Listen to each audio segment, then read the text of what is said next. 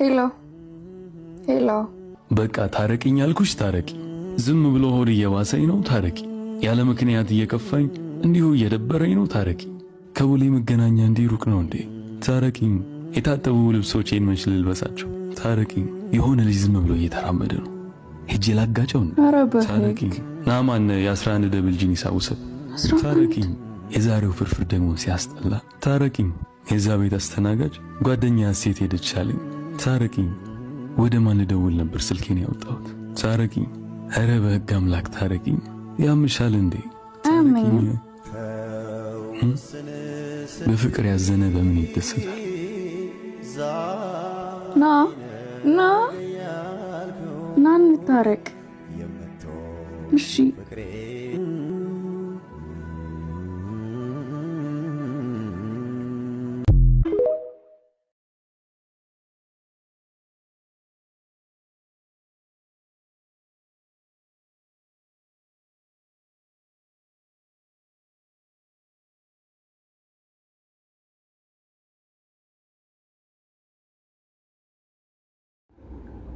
ሀይሚዬና ብሩኬን አስታርቁልን። ሀይሚዬ በጣም ከባድ በጣም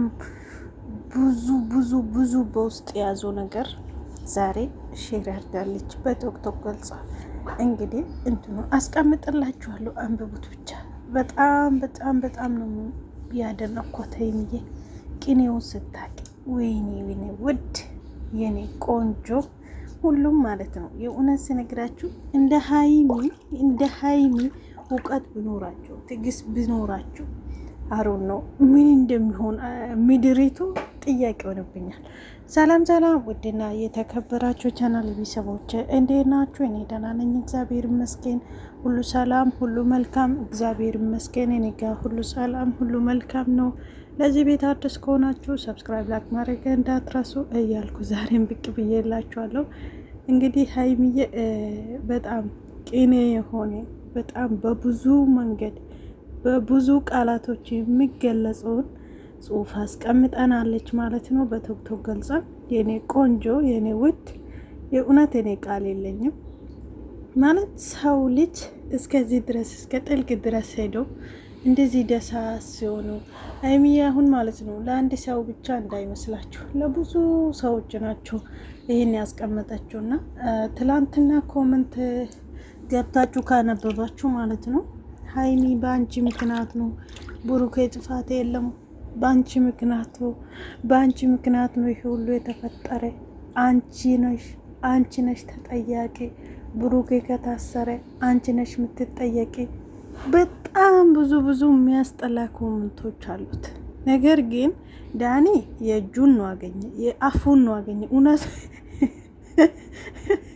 እኔ ገረመኝ ደግሞ ማለት ነው ማርያምን አፉ ውስጥ ስቀጠቀጥ ወይም ደግሞ ጥርሱ ሲያራግም ማለት ነው ብሩኬ እውነት ነው ማለት ሌላ ነገር አይደለማ ችግር ያመጣ አፉ አይደለም ምላሱ እኮ ነው።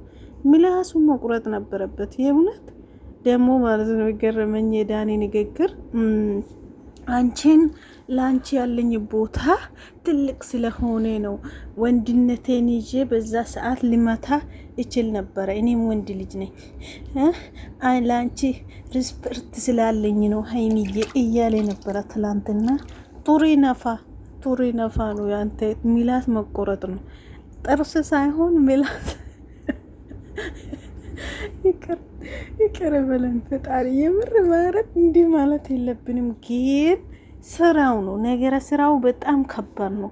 አሁን ደግሞ ሀይሚን ለሀይሚ ቦታ ስላለኝ ነው እያለ ይገኛል። እና ሀይሚን ይመስለኛል ሀይሚን እየፈለገ ነው።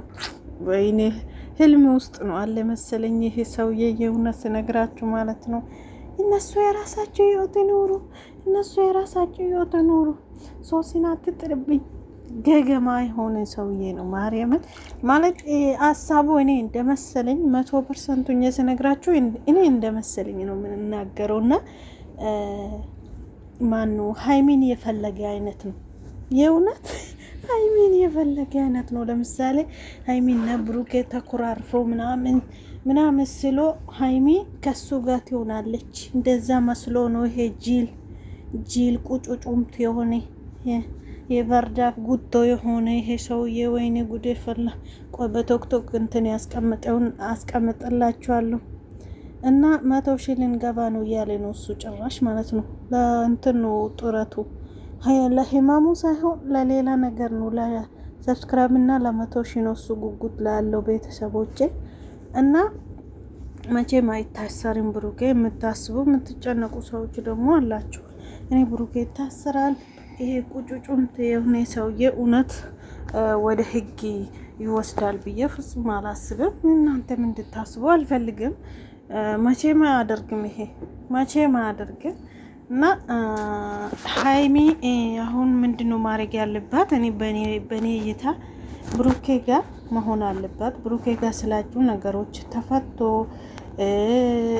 ዳኒም ብሩኬ ይቅርታ ጠይቆ ብሩኬም ደግሞ ዳኒ ይቅርታ ጠይቁ ነገሮች ወደ ማፍታት የሚሄዱ ይመስለኛል። ዛሬ እንግዲህ ሀይሚ ያለችው ትናንትና ነገሮች ሁሉ እኔ ያስተካክላለሁ ብላለች። በእርግጥ እሷም ተናግራለች።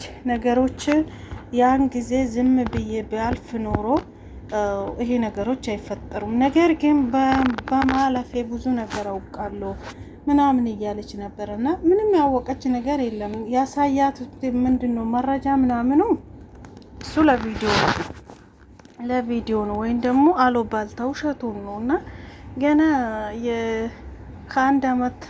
አንድ አመት ከ6 ወር የተጻፈ ቴክስት ዛሬ አምጥቶ እሱ ላይ ማውራቱ ተገቢ አይደለም። አንደኛ ነገር፣ ሁለተኛ ደግሞ ብሩኬ ከሀይሚ ጋር ከሆነ በኋላ ከማንም ጋር ጓደኝነት ማለት በቃ ከሴት ጋር ተቃቅፎ ወይም ደግሞ የሆነ ነገር አድርጎ አይሆንም፣ መቼም አያደርግም። ምክንያቱ ሀይሚ ቤተሰብ ሁሉ ያውቃታል። እናት፣ ወንድሞች አይታችኋል አይደለም?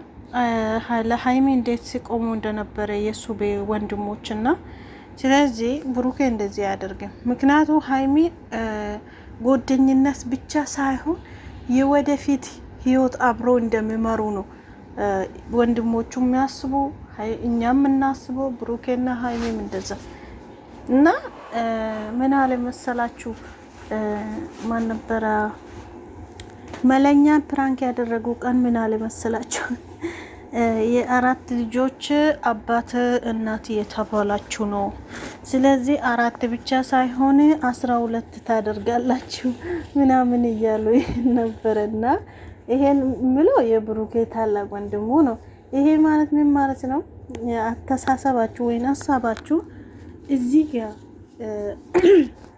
አፍና አፍንጫ ጋር ሳይሆን ለዘላለም ነውና ለእድሜ ልክ ነውና ስለዚህ አሁን በሜዳ ፈሱን የፈሳ ያለው ማን ነው? በሜዳ ዝም ብሎ የለፈለፈ ጥርሱን ምኑ ያጣለው ዳኒ ነውና እሱ የመሰለው ሀይሚ ብሩኬን ጠልታ ከሱ ጋር ቪዲዮ የምትሰራ ወይም ደግሞ ከሱ ጋር እንትን የምትለው መስሎ የሚሆነው ሳይሆን እንደዛ መስሎ ነው። እና መቼም ሀይሚዬ አታገኛትም። ሀይሚ መቼም የብሩኬ ናት በቃ። እና ነገሮችን ሀይሚዬ ያስተካክላ በቃ አለ አይደለ? ማርም ሲበዛ ይመራል እንደሚባለው ቪዲዮ ቢያሳጥሩ በቃ በሌላ ነገር እንኳን ቢመጡ መልካም ነው። እና ደስ የሚለው ደግሞ ብሩኬ 240 ሊገባ ነው።